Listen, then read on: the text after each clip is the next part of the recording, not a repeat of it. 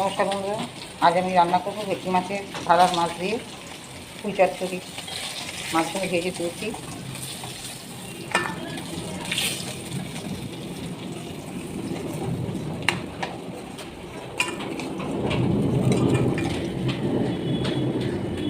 ফোড়নে দেবো পাঁচফোড়ন, শুকনো লঙ্কা,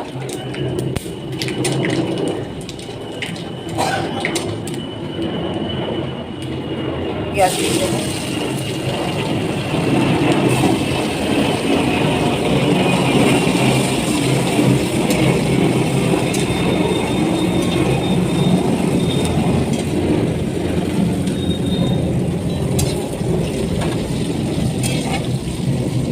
পেঁয়াজটা ভাজতে বসিয়ে দিলাম।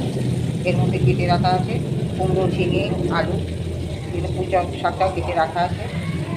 ঘরোয়া পদ্ধতিতে আর কি চচ্চড়িটা করবো, ঠিক না করে রান্নাটি দেখবেন। সবজিগুলো ভাজা হয়ে গেছে। এর মধ্যে নুন, হলুদ, লঙ্কা গুঁড়ো, রসুন বাটা দিয়ে সবজিটাকে ভালো করে কষিয়ে নিচ্ছি। কষানো হয়ে গেলে এর মধ্যে একে একে শাকগুলো দিয়ে চাপা দিয়ে দেবো। ভেটকি মাছের ভাড়া মাছ দিয়ে পুঁই চচ্চড়ি রেডি। ভালো লাগলে লাইক, কমেন্ট, শেয়ার করতে ভুলবেন না যেন।